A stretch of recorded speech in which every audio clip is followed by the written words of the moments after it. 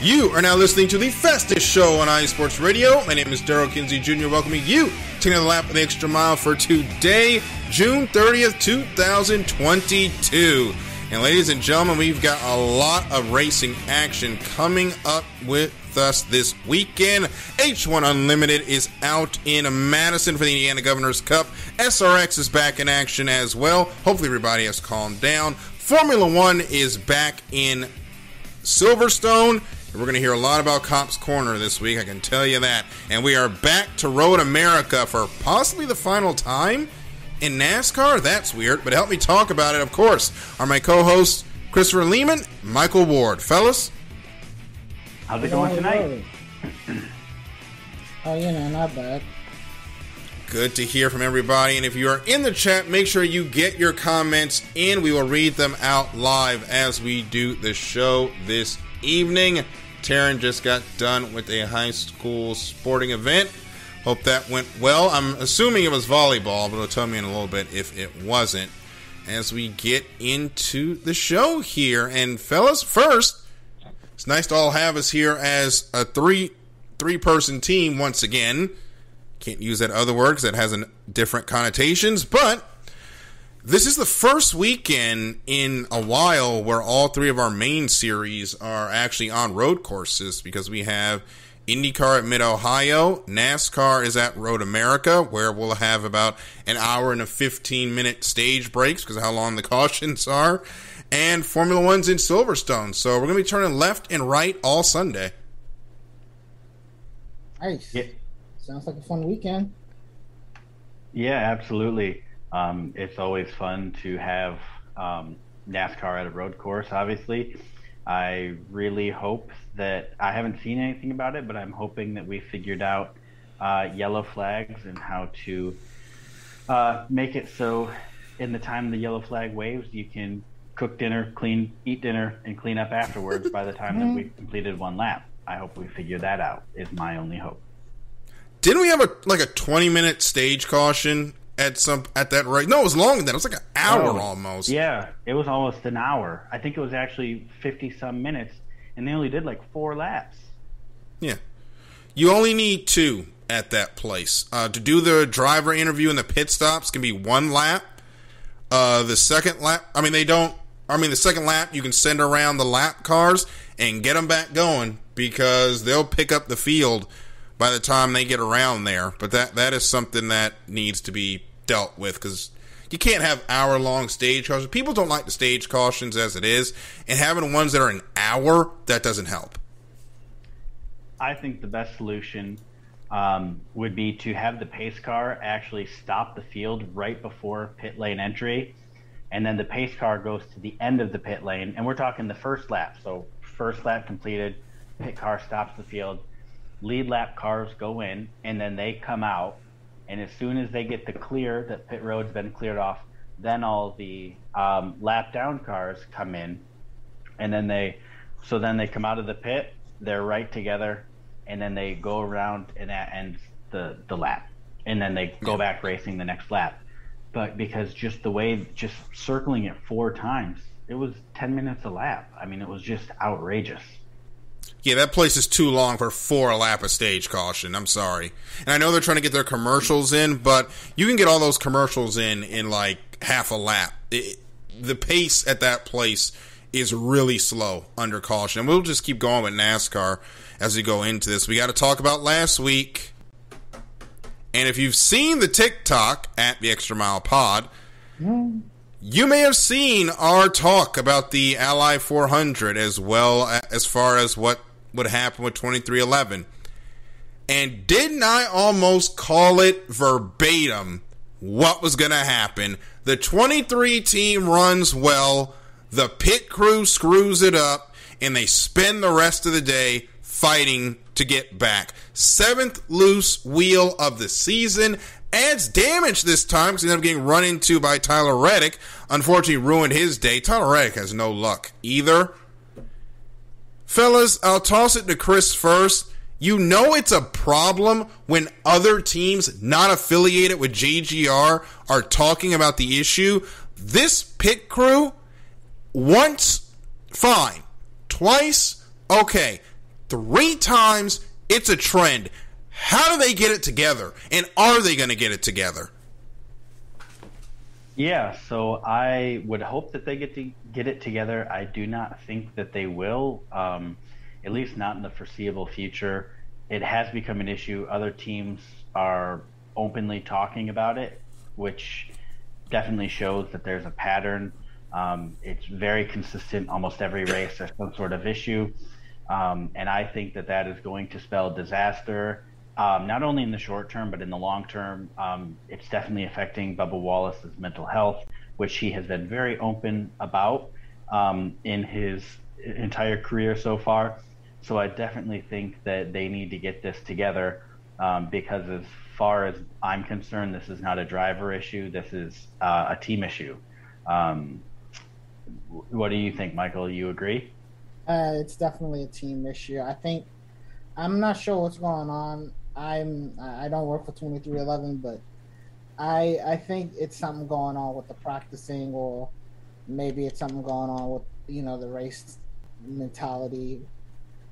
But something needs to change in that team because they make too many mistakes, and it's bad enough that people don't really think highly of Bubba, but it's worse. Don't get me started.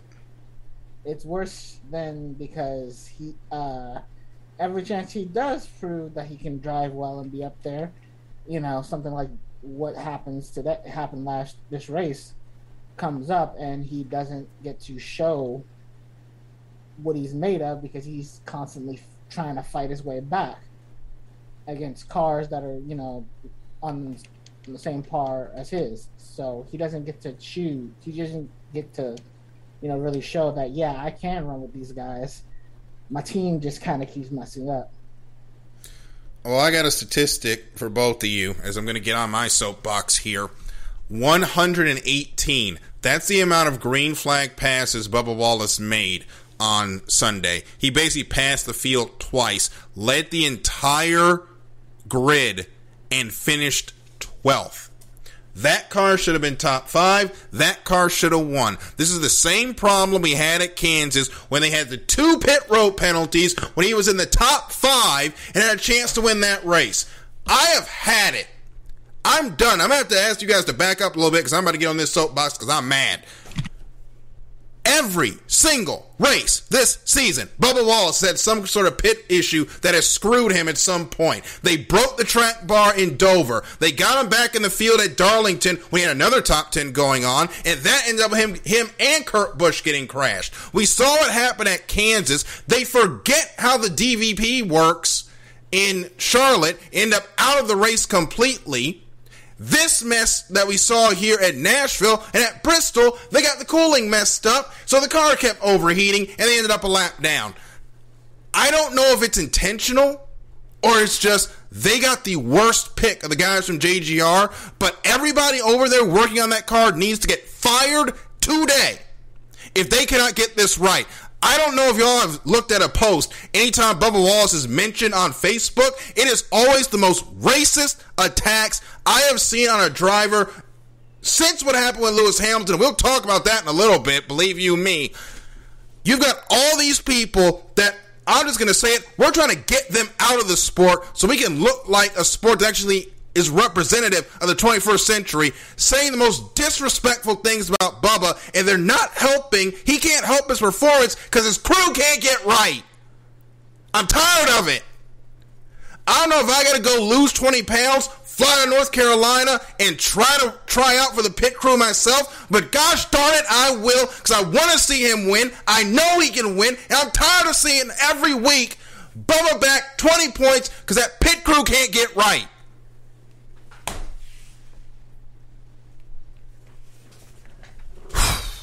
If you can't tell my passion, you're listening to the wrong show.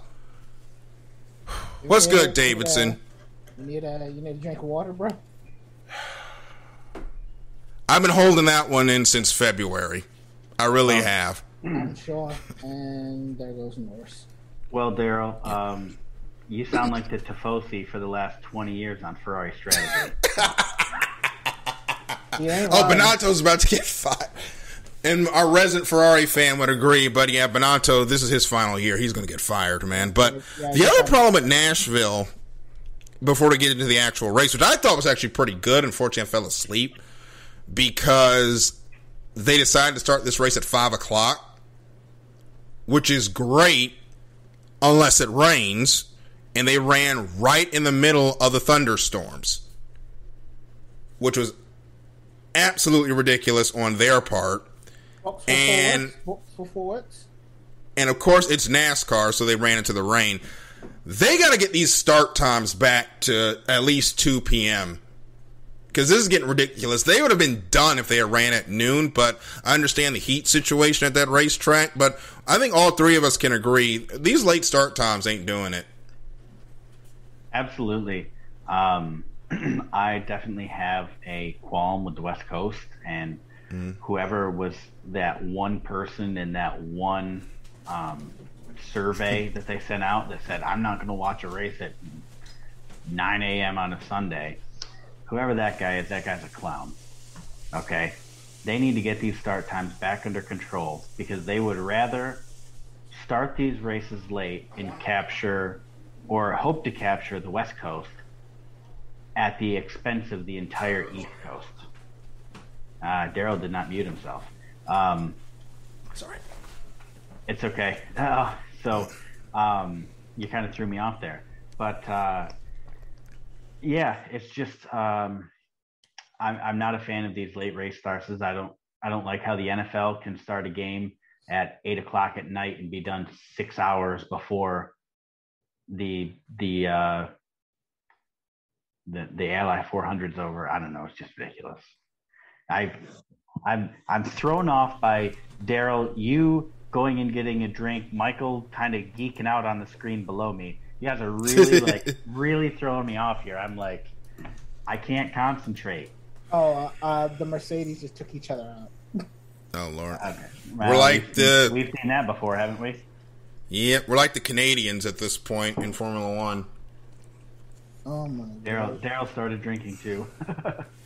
It's water. It's water. Sure it is. Yeah, sure mine's just water, dude. Who drinks water? Who drinks water out of a red Solo cup, Daryl? I mean, it's the only cup we got in the house, and it was the only cup nearby, but I don't know. The way this pit crew is going, I might need something stronger. But anyway, the race was won by Chase Elliott, and it feels weird to say that because the 9 is not won in a while. And Hendrick Motorsports, as a whole, they have not been well this summer. And I don't know what's going on there. I don't know if this new car has caught them out more than most, but it was a little bit of a resurgence for two of the teams. Chase Elliott and Kyle Larson finished in the top 5. Unfortunately, I may have jinxed the pick to win Alex Bowman, as he ended up in an accident. I'm sorry. And William Byron ended up 35th. Yeah, Willie B and Bowman had an issue the same lap. Yep. So Bowman took him out of the race. Yeah. So we had 2 Hendrick cars do well, 2 Hendrick cars not do well. We'll start with Chris this time. What's going on with not 2311? We already know what's going on with them. What's going on with Hendrick? I don't know. It's kind of a sophomore slump, so to speak. They had this crazy, I mean, we're talking like early 2000s type of year, right? We're talking Jeff Gordon, Jimmy, just racking up the wins last year.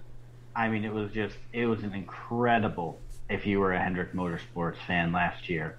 And even earlier this year, too, the first half a dozen to 10 races or so, I mean, all 4 Hendrick drivers grab a win. Actually, Willie B grabs 2. This is Elliott's second of the year. It was looking great last year, and then this year there's kind of a Kyle Larson sophomore slump being at Hendrick, and it's just it almost feels like it's brought the rest of the teams down in a way. But last year they were definitely riding the Kyle Larson success train. It was hyping everybody up. Everybody was doing great, and I think it actually really showed that Kyle Larson very quickly became the heartbeat of that organization. We all thought that it was going to be Chase Elliott that really takes the reins from Jimmy and sets in a new era of Hendrick Motorsports. But I've got to tell you, I think it's Kyle Larson that's really leading the youth brigade over at Hendrick. I agree. As far as they go is how far that Kyle Larson goes. If he does well, the rest of that team does well. When he doesn't do well, you see what's happening right now. I don't know how they break this slump. I think they're struggling more than most teams when it comes to this new car package. And, Michael, it's got to be a surprise to them because last year they were winning almost every time out. This week, it feels a little barren there in the win cupboard for the Hendrick Motorsports Group. So, you know what I think what it is? I think some of them have already won, and they're trying to just, say, okay, we've won the race. There's no need to go out and do anything crazy. And then the other two, I can't really say. I've definitely noticed it's been really competitive this season, so maybe that's played a factor. But I just think for those guys that made it in already, I think they're just, chilling. Basically, just we've won the race. We've gotten into playoffs. We don't really need to do anything to jeopardize our chances in the playoffs. So they're just, if they get a chance to win, they do. If they don't, top 5, top 10s, whatever. But some people I'm surprised that are not on there. Like, who's not on there from Hendrick? It was all 4 of them are in at this point. All 4 of them are in. Like, I just think they're playing the long-term run, As much as I don't want to say that you can just switch it on, we did see Jimmy Johnson kind of play possum during his 5-time championship run, so it's understandable that he might be doing something like that. We'll see how he does, or how the rest of the team does when we get to the playoffs, but I just don't subscribe to that thinking that you can just turn it on. Jimmy Johnson had championship pedigree that entire time. Good evening, Arthur. Nice to see you on the chat. He's up next on the Bayou Bulletin, I believe. Arthur's kind of under the weather, I believe, if I read our band correctly, but he'll tell me here in a little bit. But I think you have to, this is the point where you need to be ramping up, not where you're slowing down. And through the summer months into August, I need to see Hendrick Motorsports perform just a little bit better before I say one of their teams is going to be the odds-on favorite for the championship. Because right now, the driver I think is the favorite in the clubhouse, the guy that finished 5th, Ross Chastain. He has been a consistent top 10 performer all season long, got 2 wins. My only concern with him is he's pissed a lot of people off, but I think he's still got enough he's going to be making noise in this championship run. But they will head into Road America this week. You can watch it on USA. Hopefully it won't take too long, as long as it did last year. Unfortunately, no rain in the forecast when we have the rain tires, of course. But there's a slight chance. It's NASCAR, so that means it's a moderate chance. We'll see what happens. But we're going to take a break, and when we come back, when the top 2 boats in H1 Unlimited both get disqualified, who wins the Gold Cup? We'll talk about it on the other side of this break, and everything is not so hunky-dory in SRX land. We'll talk about that and more on this edition of the Extra Mile when we come right back here on Extra Mile, your direct feed for all that is sports.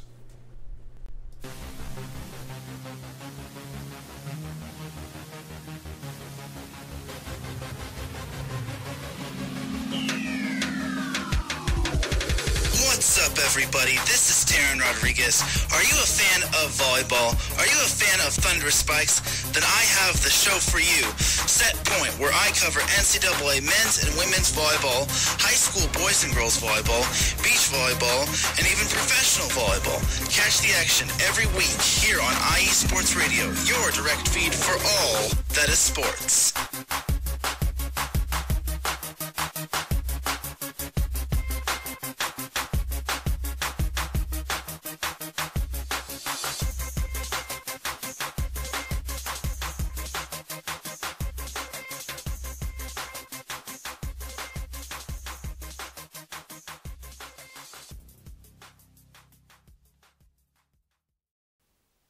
Attention, all sports fans! If you're someone who wakes up each morning with lists of sporting events to go along with your to-do list for the day, then you just might be a diehard. The world of sports is as vast as the ocean is deep, including the major leagues, the minor leagues, the college, and everything in between. This is me, your boy Larry B of IE Sports Radio, welcoming you to join me every Monday evening at 4 p.m. Pacific, 7 p.m. Eastern on The Defining Moment, a show that focuses on what really matters in the sports world, sports themselves, and nothing outside of them. Once again, tune in for The Defining Moment with me, your boy Larry B, every Monday evening at 4 p.m. Pacific, 7 p.m. Eastern on IE Sports Radio, right here on Spreaker.com. We'll see you there.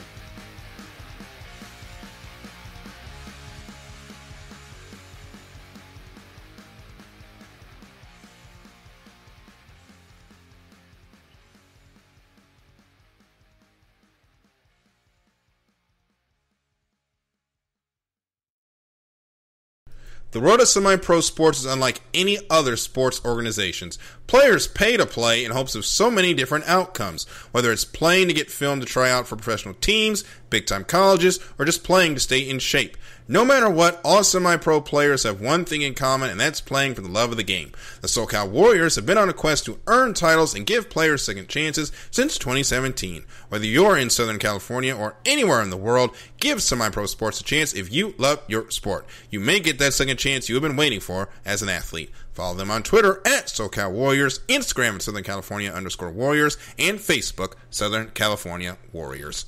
We're back here on the Extra Mile on iSports Radio, your direct feed for all that is sports. I'm Daryl Kinsey Jr., Christopher Lehman, and Michael Ward are with me.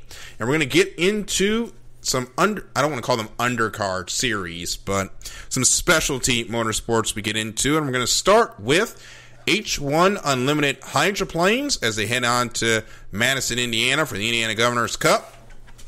And I kind of teased this one on TikTok.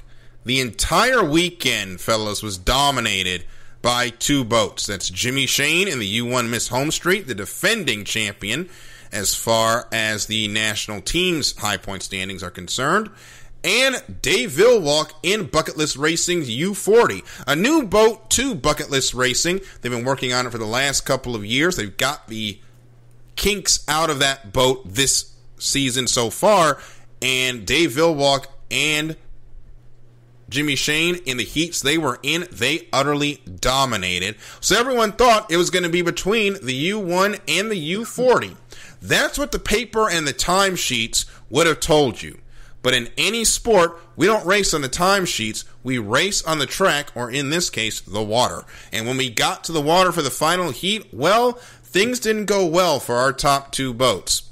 We'll start with the U1. As the Miss Madison was making its way around turn 2, just before 1 minute to go to the start of the race, calamity struck when the T55 on that U1 Miss Home Street had some sort of issue, went dead in the water. Jimmy Shane was able to restart the boat and on the water ended up winning the race. However, the boat sat still for over 5 seconds. And there's a rule in H1 Unlimited that you cannot go below 80 miles per hour during the mill. And if you go under it by more than 3 seconds, that is a flagrant 80 mile per hour violation. You are automatically disqualified.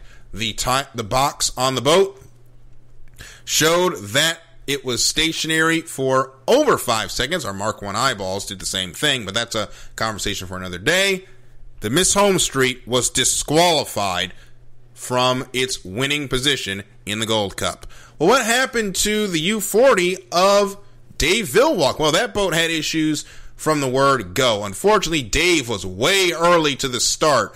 And with about 50 seconds left, if you go back and watch the video on YouTube, you can see the boat going left and right as Dave making big S-curves to try and slow down the boat, try not to be late. But unfortunately, during one of those S-curves, he went outside the boundary of the track. That is also a disqualification. However, the U40 really wasn't in a position to be a factor in the win, as it was on the outside, had a tough time trying to catch up, as there's no banking, obviously, on a water-based course. So whoever gets into the inside lanes, that's lane 1, 2, and arguably lane 3, is the boat that's going to have the best chance to win. So who ended up winning the Gold Cup if the top 2 boats didn't make it? Well, there were 5 on the front line, 1 boat as the trailer for a 6-boat final, and the winner of the 112th APBA Gold Cup in Guntersville, Alabama, was Corey Peabody in the U9 Lynx Healthcare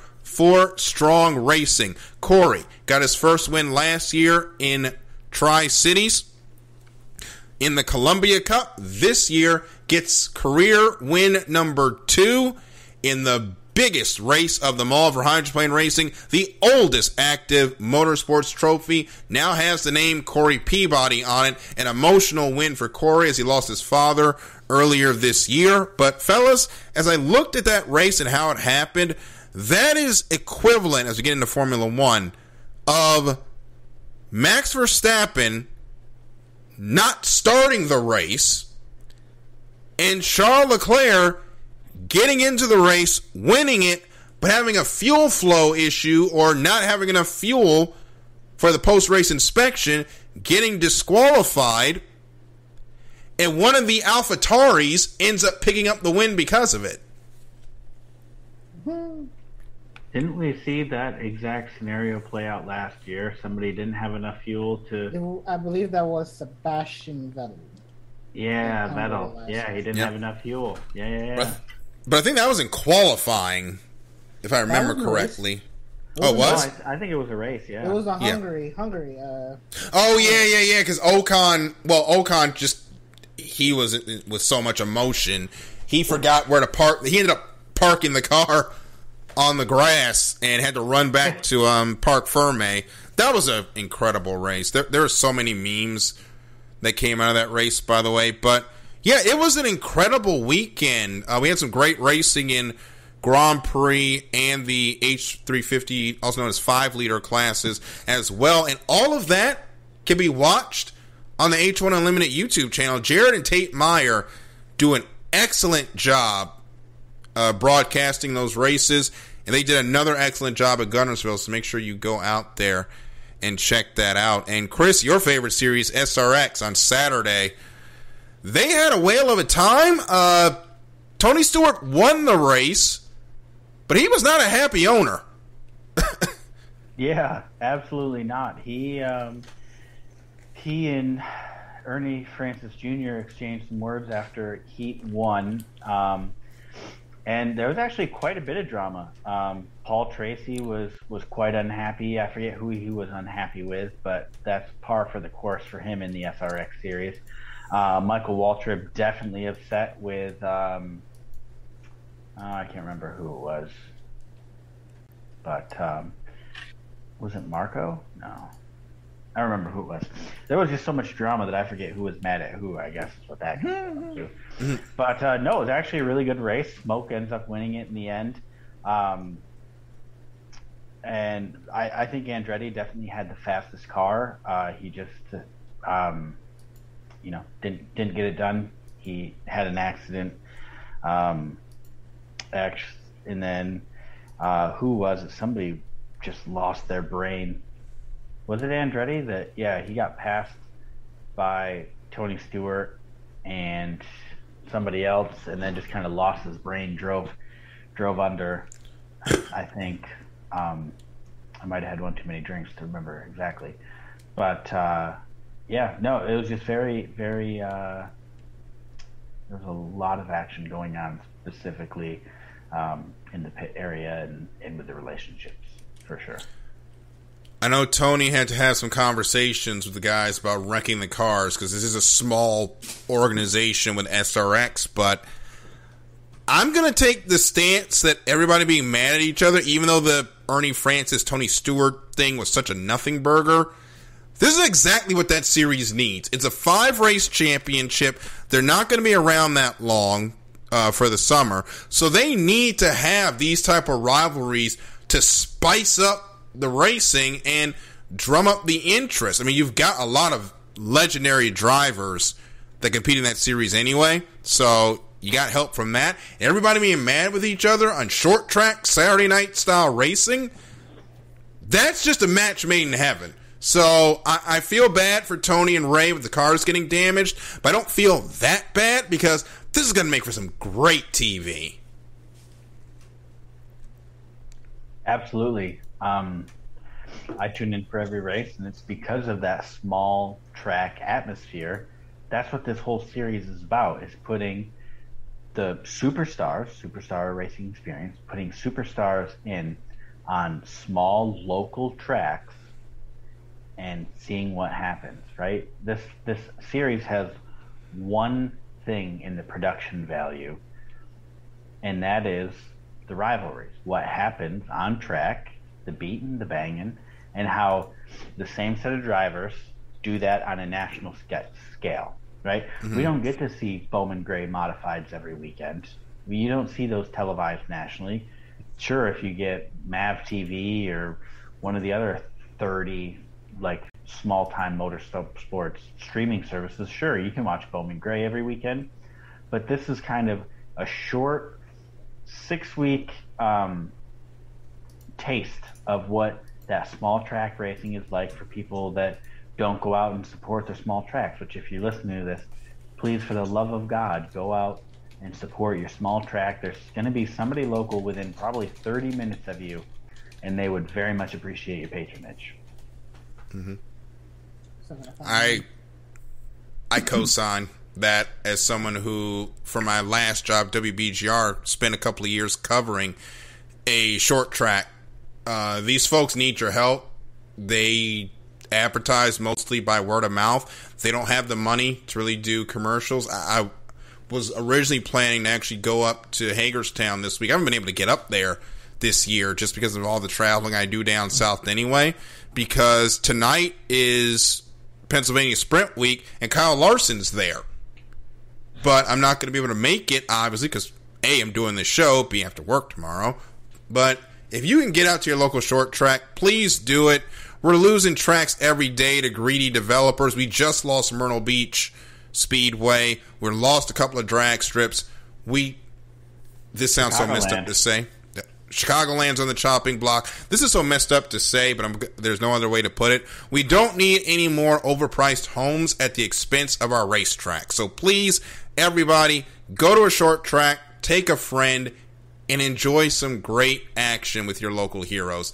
Trust me, it's going to be a lot of fun. So, SRX is in action this Saturday as well. They're in action, I think, every Saturday until August, as I look at the season. Yes, it is. They will be back in action this Saturday. Stafford Motor Speedway in Stafford Springs, Connecticut. That track hosted the inaugural SRX event last year. Cannot wait to get back there. A great modified track as well. And Stafford Motor Speedway. Not to interrupt, Daryl, but the local track hero actually won the inaugural event up at Stafford. I forget his name, but the inaugural race wasn't won by Tony Stewart or anybody who's in the series. It was won by the hometown guy. Yep. And these hometown guys can win these races. As soon as you say his name, Daryl, I'm going to kick myself because I know it. For some reason, the name Bubba Pollard is coming back, but I don't think that's who it was. I'm looking it up because this is going to bug us. It was, as I look here, the results from Stafford Motor Speedway, SRX Future results. Doug Coby took the win, started 10th. He was electric that night. I mean, he really put it on him. Oh, yeah, he put on a clinic. Yeah. And, I mean, he knows that track like the back of his hand. I think he's a multiple track champion there at Stafford, so it made sense. Yeah, and these drivers hadn't really mastered those cars yet, so it was truly a level playing field. And now you're seeing this past week the local track champion finished dead last. So you are seeing these as a result of getting comfortable with these cars. These touring guys that are going with the series every week or multiple weeks, they are definitely finding an advantage in these cars. Yeah.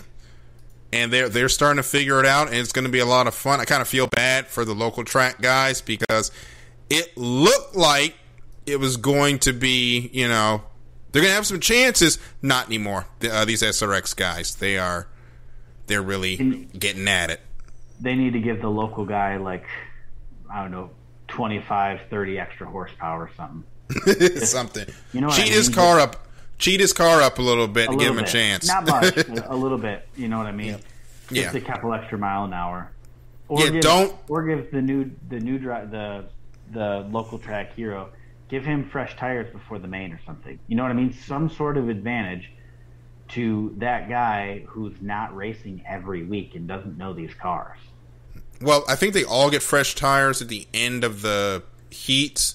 What I would do is I would give that local guy. So. I think they only get changed if they need it. I'll have to check. I think they do.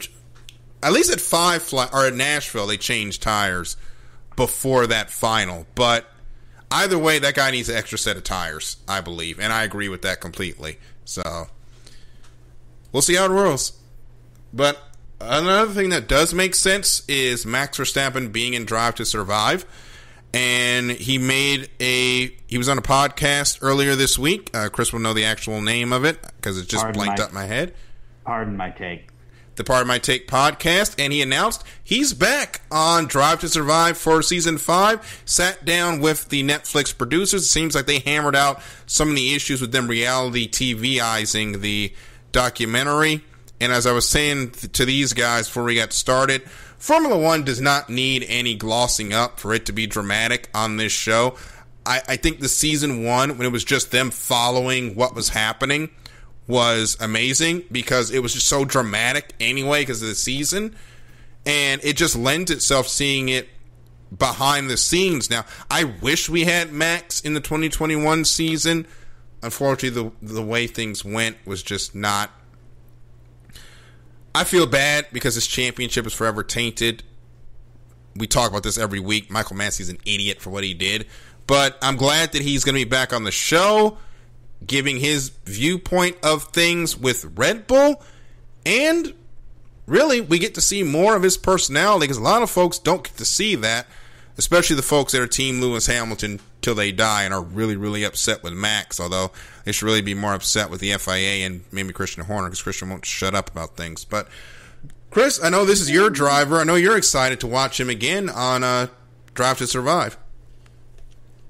Yeah, absolutely. I'm very excited that Max sat down with Netflix and was able to hammer out these details about just the created drama. I think that it was a very good move on his part, and he's going to earn a little bit of respect from the paddock because of that, because it was getting so out of hand. And he kind of stepped up, sat out when it was probably a disadvantage to his brand, especially in the United States.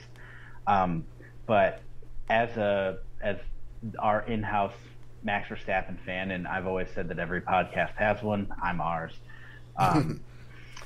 So it's definitely going to be great to see him back on the show. And like you were saying, Daryl, getting to see his personality, because a lot of people, particularly Mercedes fans, don't get to see his personality. Now I send you guys about 33 TikToks a day with his personality coming out. He does. And I think you guys can agree. I like to call it Chris's Red Bull propaganda. Yeah, absolutely. And but I think you guys would agree that he actually has a really good personality. He's definitely fun-loving. He does. He definitely puts on a great show. I thought it was a jerk at first, but then I looked at some of those TikToks and I was like, he's actually not a bad guy. No, I think it's just the way that he's perceived. Definitely on the track, he's a bit of a D word, but off track, he's definitely got a lot of personality. He's the type of dude that I'd want to hang out with, but I'm also a Max Verstappen fan. He's got a soft spot in his heart for kids.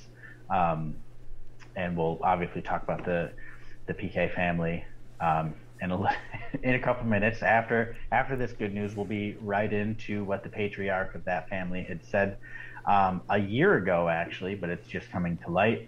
But to close out the Max Verstappen on Drive to Survive thing, I'm very excited. Can't wait to see us see his side of winning a championship, because as I've been saying for about the past 2 months now, this is Max Verstappen's championship to lose, and I am confident that as long as he has a working car, he is not losing this championship. And now I will pass it off to somebody else. Michael, what do you think about Max being back on Drive to Survive? I think it's great. I think it's going to be good for the show. I definitely want to learn more about what things were like after he won the championship, because I know he was definitely under a lot of scrutiny with what happened in Abu Dhabi. Mm-hmm. So I definitely want to learn more about that, and maybe a little bit more about what he's like off the track.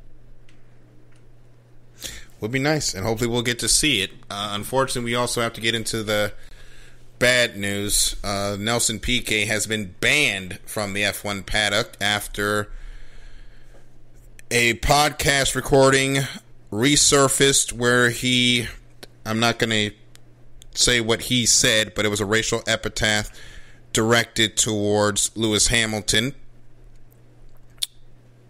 He used little word for black there in Portugal, which has a much different connotation depending on how you put it, because there is a situation with the word negro, which is Spanish for black, but when you put certain connotations on that word, it changes it from what it is to a racial epithet, which got Nelson Piquet in trouble.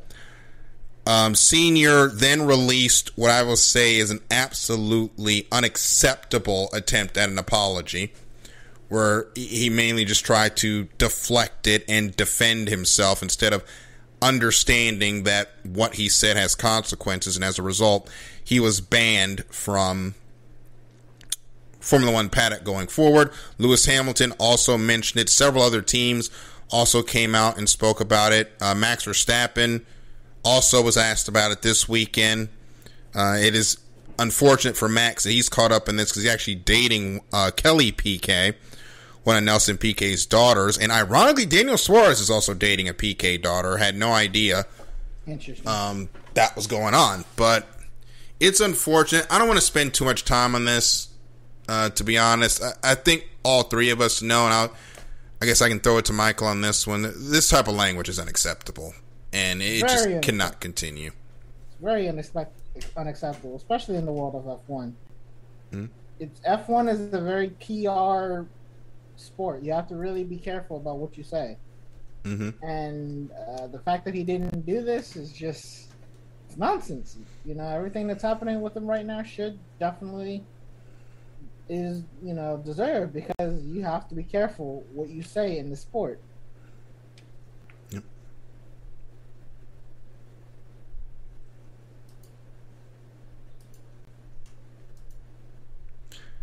And Chris, I don't know if you have any comment on this as well, but it's ridiculous, man, that we're sitting here 2022 still having to have the same conversation about stuff like this.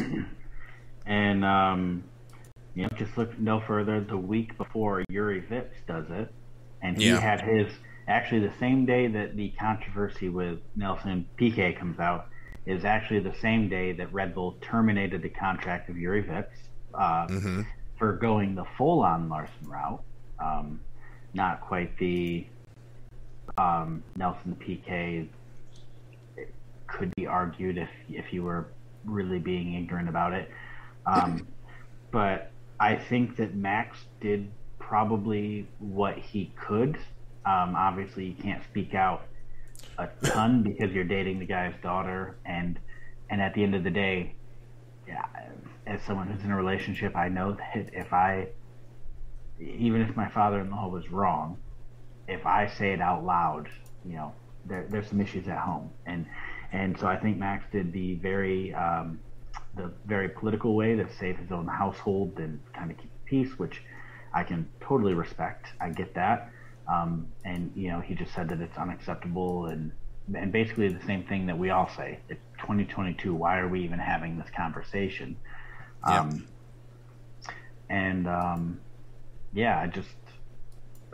think that it's fair, the punishment of being banned from the paddock.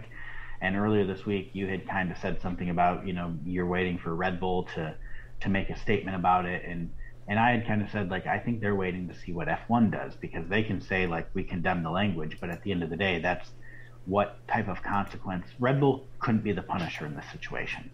They had to wait for the FIA to do something or to provide some sort of direction for them to go with this. And so I think they did the right thing. Let F1 say, let F1 take care of the punishment, which was being banned from the paddock. And then I think that it was handled probably the best way. Yeah.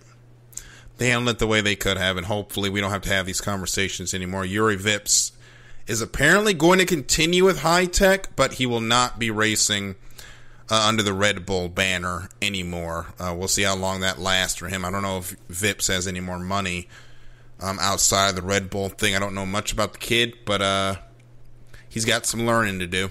That word should not be coming out of anybody's mouth, but what will be coming out of some folks' mouth is going to be Cops Corner 2021, and this has been talked about to death, but Chris did mention a point that I guess I'll bring it up. He gave us an over-under challenge of how many times we're going to hear that and talk about that situation on the broadcast. I was going to say, just from the time that they say, and Michael, you weren't here for this, so yeah. I said an over-under for how many times they reference Cops of last year, from the time they say lights out and away we go, to Max Verstappen is your 2022 Silverstone winner. How many times do you think they mention Cops between those two 100% guaranteed phrases to happen? I don't think they're going to mention it at all, really, because Max isn't going to be near Lewis. See, I don't think Max is going to need to be near Lewis to mention it, because they keep mentioning 2021 Abu Dhabi final lap for no reason at all. So I think during the race, it's going to be under. But I think for the weekend, it's going to be way over. Oh, without a doubt. First press conference is going to be over 3. Yeah. But it's definitely getting mentioned first lap, without a doubt. Yes. Just 100%. And then I can see it if we have either a safety car or a red flag that kind of bunches the field back together. I can definitely see it. Or if and it just kind of goes back to I just kind of laughed because I thought back to that video about how at I forget where we were, but how Max was coming up to lap Lewis, and they just put that gap up that Lewis was. Oh, that was at Imola. That was completely disrespectful. I don't even know why I just thought of that, but if Max somehow gets the opportunity to overtake Lewis, you know for a fact that that's coming up. Yeah. Yeah. Oh my God, that was so funny. That was disrespect. That was probably more disrespectful than what they did in Abu Dhabi, to be completely honest with you. Probably. They had no business doing that. No business at all. There was no need to put that up. So, oh boy. Speaking of points championships, we are getting into the second half of the nearest to win season for 2022. No. Current scoreboard from our stats keeper, Matt White. I currently lead the way at 30 to Chris's 15 and Michael's 6 as we go into another triple weekend with Road America, Silverstone, and Mid-Ohio coming up. We will start with the first race of the day, which is Formula 1 at Silverstone. Michael, last time you picked Formula 1, you had Sainz. Myself and Chris both went Max. I wish we could go Max again because he's probably going to be the one to win. I do not trust Leclerc in that Ferrari more than I throw it. And I hate that we are again at this point of flip-flopping the teammates. But I'm going to take Perez this week. Chris, who you got?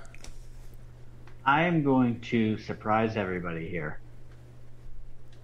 Right? I can already see your look of disapproval, Daryl. I am going to pick Mr. Consistency this year. I'm going to pick George Russell. Really? Yep. I think that Mercedes feels pretty confident about where they are with their car. This is it's in England, right? We're in Silverstone. This is Mercedes' backdoor. This is their home race. And I think that this year George Russell is a better on-track driver, or better on track than Lewis Hamilton, and I think that the stars are going to align for George Russell to get it done, or worst case scenario, finish second and maybe I snag some points, the old-fashioned way. Mm-hmm. Just my guy finishing P2. Michael, who you got? I'm going to take Leclerc. Wow, so you're actually going to put your faith in the Ferrari. I'm putting my faith in him. We'll see. I don't know if you know this, Michael, but we're picking the driver to finish the race first, not retire first. For a man whose team kept DNFing at the beginning of the season, you talk a lot of schmick. Well, all right, boys, we've raced 9 races this year, and he's won 6. So, and Maya's got 6 poles, and none of those have gone for wins. I don't like how you both are against me right now. Well, we got 6 minutes, so let's get. We're not necessarily against you, Michael. We are just anti-Ferrari. Right? We're anti-Bonato and their bad strategy calls. Well, blame Bonato. Don't blame my team. Come on. I feel like I'm the Washington Redskins right now. Oh, Lord, don't get me started on that team. Ball team. Commanders. Right, so, yeah. All right, they're the Commanders now. Change the name. It's the same pig, unfortunately. They got things they got to fix in that organization. Starts with the guy who owns it. Yep. But we got 5 minutes, so let's get through these picks. Road America, NASCAR. Last time I took Chastain, Chris took Larson, Michael took Bell. Chris, we'll start with you this time. Who you got? Kyle Larson. You picked him last week, so you can't pick him this week. Shit. Hey. Watch your language. No. Last time I picked Christopher Bell on a road course, he really disappointed me. And last time I didn't pick Colton Herta, he won. So where do I go here? I'm really in a tough spot. I'm going to go Christopher Bell.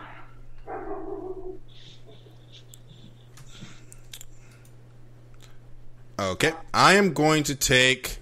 This pick kind of failed me last time we had a road course. That's because his power steering broke. His power steering is not going to break this time. AJ Allmendinger is going to shock the field and win in Colic Racing at Road America. Michael, who you got? I'm going to go with Daniel Suarez.